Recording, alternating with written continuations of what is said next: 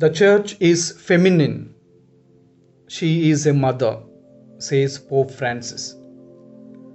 Dear friends, today we have the memorial of Mary, Mother of the Church. The memorial of the Blessed Virgin Mary, Mother of the Church, was observed for the first time on Monday. The movable feast is set for the first day following Pentecost. Pope Francis declared that a new obligatory memorial is to be celebrated in honor of our Blessed Mother under the title Mary, Mother of the Church, Mater Ecclesiae, which will take place on the Monday following Pentecost Sunday. Honoring Mary as Mother of the Church on the day after Pentecost also highlights for Catholics that Mary was present with the disciples on Pentecost, praying with them as the Holy Spirit descended. Mary, from the awaiting of the Spirit at Pentecost, has never ceased to take motherly care of the pilgrim church on earth. As Pope Francis tells, the church is feminine, she is a mother. When this trait is lacking, the Pope says the church resembles merely a charitable organization or a football team. When it is a masculine church, it sadly becomes a church of old bachelors, incapable of love, incapable of fruitfulness. My friends, the feast is being celebrated this year for the first time after the Pentecost Sunday. It is to encourage the growth of the maternal sense of the church in the pastors, religious and faithful, as well as the growth of genuine Marian piety. In this, I would like to talk about two aspects of Mary, the Mother of the Church. First thing, the motherliness of Mary. Secondly, the tenderness of a mother. Firstly, the motherliness of Mary.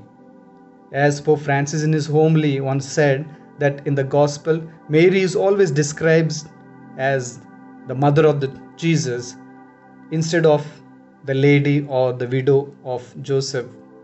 Her motherliness is emphasized throughout the Gospels, beginning with the Annunciation. This is a quality that was noted immediately by the fathers of the Church, a quality that applies also to the Church. The Church is feminine because it is Church and bride. It is feminine and she is mother. She gives life, bride and mother. And the fathers go further and say that even your soul is the bride of Christ and mother. And it is with this attitude that comes from Mary, who is mother of the church. With this attitude, we can understand this feminine dimension of the church, which, when it is not there, the church loses its identity and becomes a charitable organization or whatever, but not the church. My friends, secondly, I would like to say the tenderness of a mom or mother. The virtue that primarily distinguishes a woman, Pope Francis said, is tenderness, like the tenderness of Mary. When she gave birth to her firstborn son and wrapped him in swaddling clothes and laid him in a manger, she cared for him with meekness and humility, which are the great virtues of mothers. A church that is a mother goes along the path of tenderness. It knows the language of such wisdom, of caresses, of silence, of the gaze that knows compassion, that knows silence. It is to a soul, a person who lives out this way of being a member of the church, knowing that he or she is like a mother and must go along the same path, a person who is gentle, tender, smiling, full of love.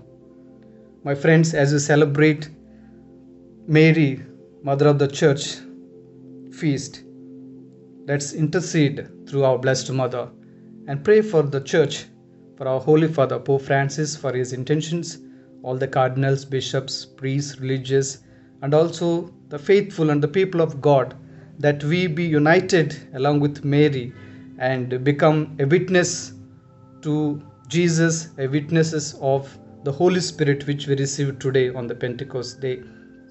May God bless us. May Mother Mary Mother of the Church, pray for all of us and bless our families and all the members, those who are struggling in this corona pandemic situation. In the name of the Father, and of the Son, and of the Holy Spirit. Amen.